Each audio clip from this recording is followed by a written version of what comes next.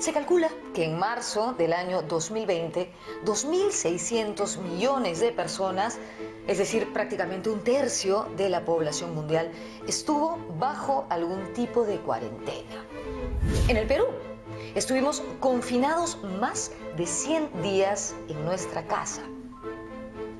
Este año 2020 definitivamente lo vamos a recordar siempre, jamás lo olvidaremos. Y además será motivo de libros, películas, series y quién sabe qué cosa más. Algunos psicólogos han dicho que esta cuarentena ha sido el mayor experimento psicológico de la historia.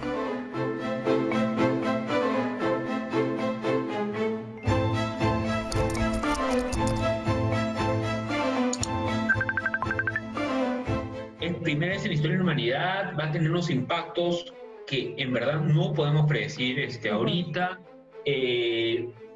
Esto nunca se ha vivido. O sea, lo que había era cuarentenas de tal vez una ciudad, o normalmente las cuarentenas eran en los puertos, ¿no? Pero, o se hacían cordones sanitarios, o sea, se impedía, por ejemplo, el ingreso a una ciudad cuando había una epidemia, pero así, países enteros y el mundo entero, eso sí es algo nuevo, ¿no? A lo largo de la historia, la cuarentena ha sido utilizada como un método eficaz para contener el contagio y la expansión de enfermedades contra las que la medicina no tenía recursos. Y como la cuarentena era un fenómeno tan movilizador, nos pusimos a investigar y lanzamos en nuestras redes sociales contenido acerca del origen y la historia de las cuarentenas en el mundo. Desde el Antiguo Testamento existen referencias acerca del aislamiento a los enfermos para no propagar enfermedades. Saltando en el tiempo, en el siglo VI después de Cristo, en la época de Justiniano, se aisló masivamente a la gente por causa de la peste bubónica. Justiniano fue un emperador del Imperio Romano de Oriente, o Imperio Bizantino, como también se le conoce. Las crónicas cuentan que a Justiniano lo atacó la terrible peste, pero que se recuperó de manera prácticamente solitaria en su palacio.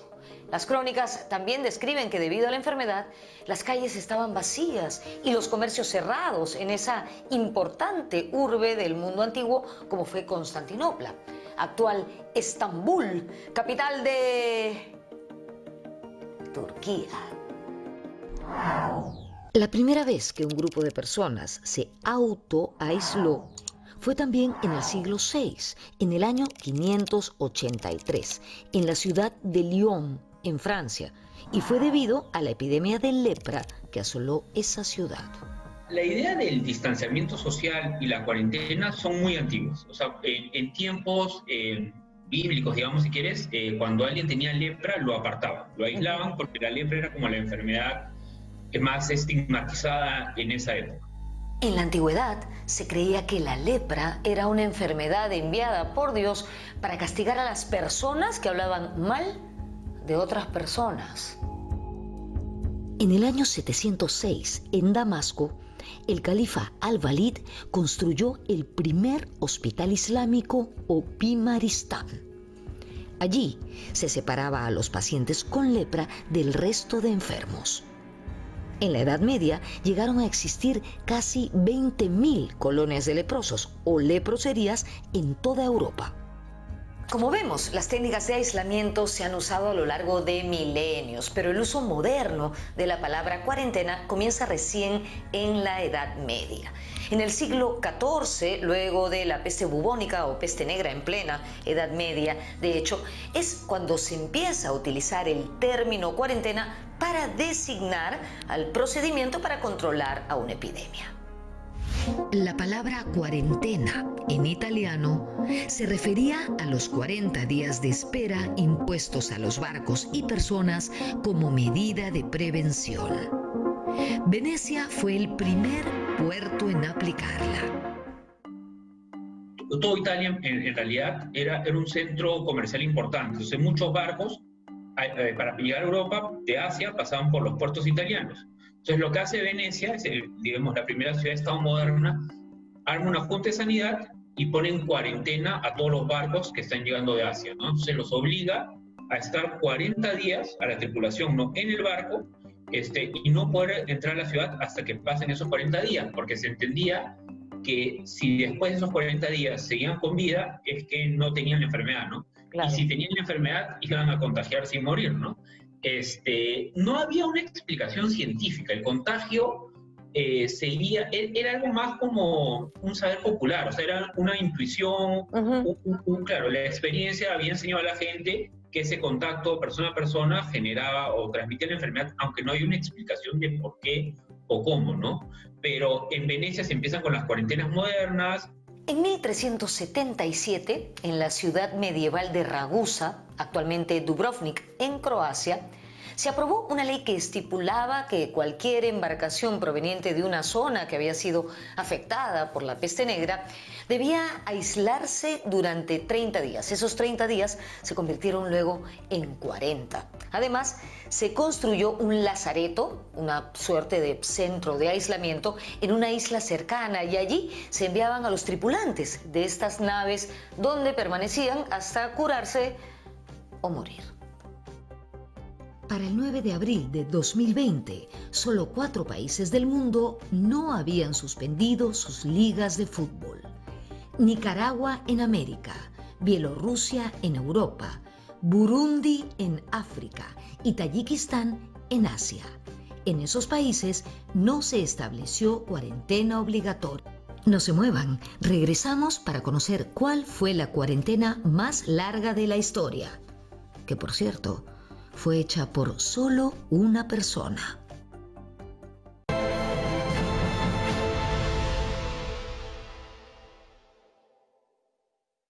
En 1665, durante la gran epidemia de peste bubónica en Londres, también hubo una estricta cuarentena en esa ciudad.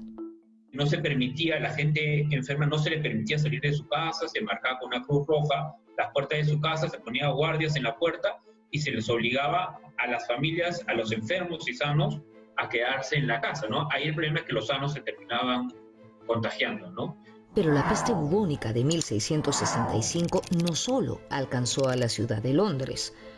Una cuarentena muy recordada a nivel mundial fue la que se produjo en el pueblo de Egham, ubicado a 250 kilómetros al norte de Londres. ¿Y cómo llegó la peste desde Londres a Egham? Lo hizo a bordo de unas pulgas que viajaron en fardos de telas que trajo el sastre del pueblo. Los aldeanos de Egham decidieron someterse a un aislamiento voluntario para protegerse y asegurar la protección de los pueblos aledaños. Para poder alimentarse, colocaron unas enormes rocas en el perímetro del pueblo, donde dejaban monedas empapadas en vinagre, que funcionaba como un desinfectante. Así, la gente de pueblos cercanos podía traerles comida y suministros. También en esta suerte de perímetro sanitario colocaron unos carteles que impedían el paso. Igual murió muchísima gente, lamentablemente, pero en 1666 consiguieron acabar con la enfermedad.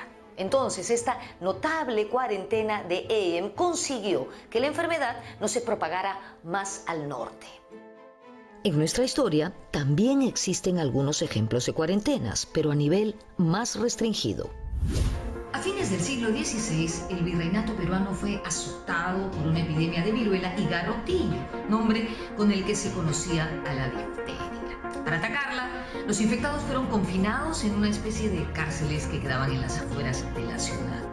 En 1833, la flamante República Peruana entró en pánico por la llegada del cólera, que venía procedente de México y Centroamérica. Ante esta amenaza, el gobierno decretó que todo buque que venía de esas regiones debía estar incomunicado, entrar en cuarentena y ser fumigado con azufre. En 1793, una epidemia de fiebre amarilla azotó gravemente a la ciudad de Filadelfia, en Estados Unidos. Por eso, a esta enfermedad se le conoció también como la plaga americana.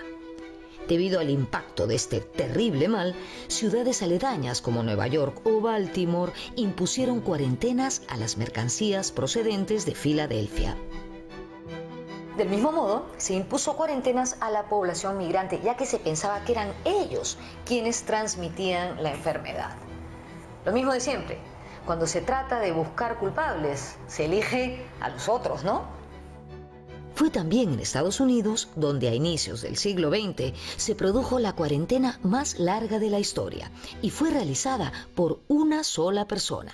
Mary Malone era su nombre, pero se hizo conocida como María Tifoidea.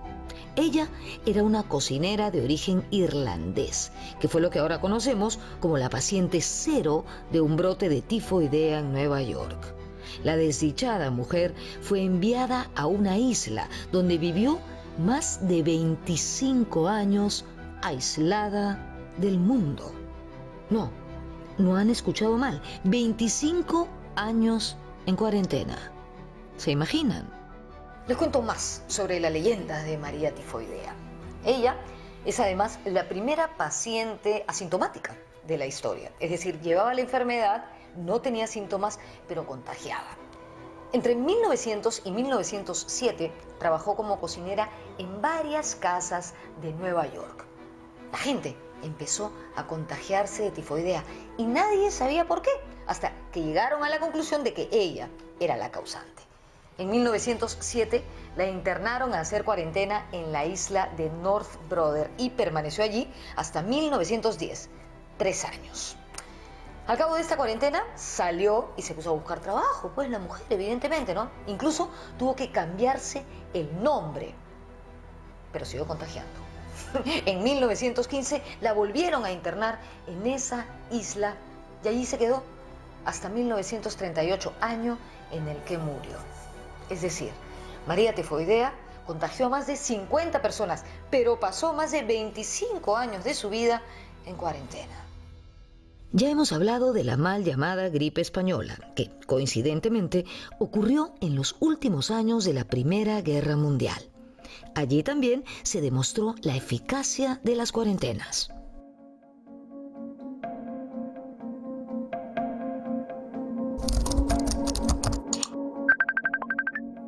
Y hay un artículo científico muy interesante que describe lo que pasó aquí en Estados Unidos en 1918. En 19. Lo que sucedió es de que los soldados regresaban del frente de batalla, de la Primera Guerra Mundial, y Filadelfia, que ya la gripe estaba acá, fue en el mes de septiembre, ya cambiaba el clima y hacía frío. Filadelfia quiso hacer un desfile de honor a esos soldados que regresaban de la guerra. Todas las autoridades de salud pública de Estados Unidos le dijeron al alcalde de Filadelfia, por favor, no lo haga, porque la gripe está acá y va a contagiar. Él no hizo caso y se realizó un desfile gigantesco de más de 200,000 personas para recibir a los soldados. Y el resultado fue que 2 semanas después, miles de muertos empezaron a aparecer en las casas y en los hospitales porque se produjo un contagio masivo. Mientras que la ciudad de San Luis, en Missouri, ellos desde el comienzo hicieron una cuarentena completa de la ciudad y al final de toda la pandemia tuvieron muy pocos muertos en San Luis, demostrando que la cuarentena funcionó. Y la cuarentena en realidad es un arma de salud pública desde el siglo XIII, XIV. En esas épocas de la peste negra en Europa, lo único que les quedaba era hacer cuarentena. A finales del año 2002, debido a la epidemia del SARS, síndrome respiratorio agudo severo, China entró en alerta. Todo empezó en Cantón, luego llegó a la ciudad de Hong Kong e incluso hasta Vietnam. En esos lugares, las autoridades impusieron cuarentena y máxima emergencia. A finales del año 2003, se declaró controlada la epidemia. En estudios previos al año 2020 y desde el punto de vista social, diversos académicos han demostrado que las políticas de control de enfermedades infecciosas, como las cuarentenas, han sido parte de una serie de mecanismos para prohibir la entrada de inmigrantes indeseados a ciertos territorios. Estos estudios se han centrado principalmente en el Mediterráneo y el Atlántico, aunque en los últimos años se han expandido a Asia y Oceanía. En Sudamérica, mientras que Perú y Argentina decretaron el temprano cierre de sus fronteras y la cuarentena total en su territorio, Brasil y Chile fueron reacios a establecer medidas similares. No se vayan, porque volveremos para conocer las grandiosas obras de arte y literatura que se produjeron durante cuarentenas. También veremos cómo son las cuarentenas de los astronautas antes de ir a la Luna.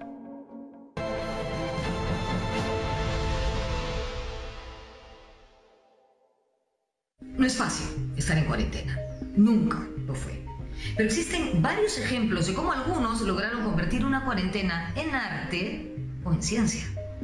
En el siglo XIV, al escritor italiano Giovanni Boccaccio le tocó sufrir la terrible peste negra, y fue en esa cuarentena que escribió el Decamerón.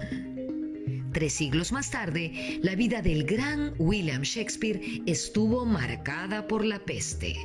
Shakespeare padeció grandes epidemias, y todo indica que fue en su segunda cuarentena, provocada por la peste bubónica en 1606, cuando escribió 2 de sus más grandes obras, Macbeth y El Rey Lear. Se ha llegado a esa conclusión porque a fines de diciembre de 1606, Shakespeare presentó por primera vez la obra El Rey Lear frente al rey Jacobo I de Inglaterra. Años después, en 1665, y debido a la misma peste, el físico y matemático Isaac Newton logró describir la ley de gravitación universal cuando se encontraba recluido en su casa en Londres. Y hace poco más de un siglo, Edvard Munch, autor del famoso cuadro El Grito, pintó autorretrato con la gripe española cuando le tocó sufrir la cuarentena por esa terrible pandemia en 1919. En esa misma pandemia, un caso muy triste es el del gran artista austriaco Egon Schiele, quien no solo pintó en sus últimos instantes de vida a su maestro y amigo, el también pintor Gustav Klimt, sino que también pintó el que se convertiría en su último cuadro, llamado La Familia.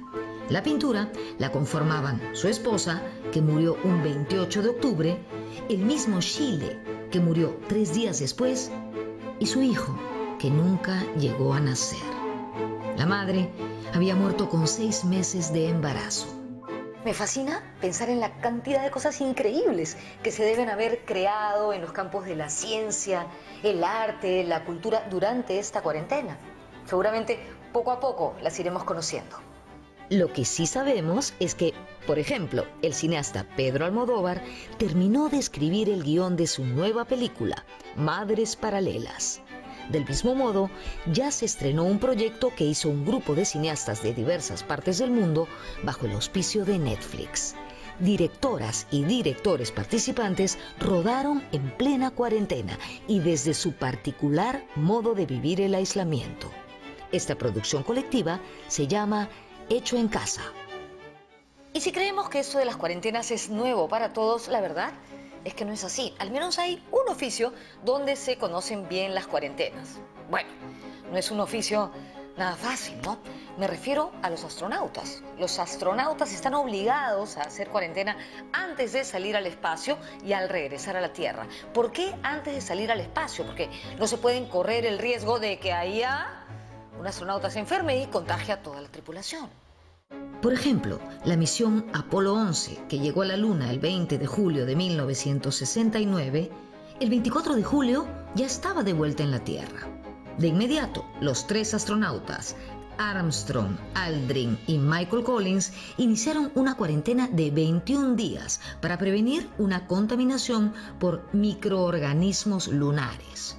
Al inicio, fueron colocados en un contenedor móvil, con camas, cocina y baño, todo completamente sellado. Los 3 astronautas tuvieron que saludar a sus familias y al mismo presidente Nixon con la debida distancia social, y no suficiente con esto, a través de un vidrio. De todo lo visto, el día de hoy podemos quedarnos con 4 ideas. La primera, las cuarentenas vienen desde tiempos bíblicos, pero el uso moderno e institucionalizado del término parte de la Edad Media. 2, una persona pasó 25 años de su vida en cuarentena. 3, las cuarentenas, si bien pueden ser un tanto pesadas, también han sido espacios de enorme inspiración y creación para artistas y científicos. 4. A pesar de todo lo avanzada que está la medicina en este siglo, la cuarentena sigue siendo uno de los métodos más eficaces para evitar el contagio. Nos vemos en la próxima.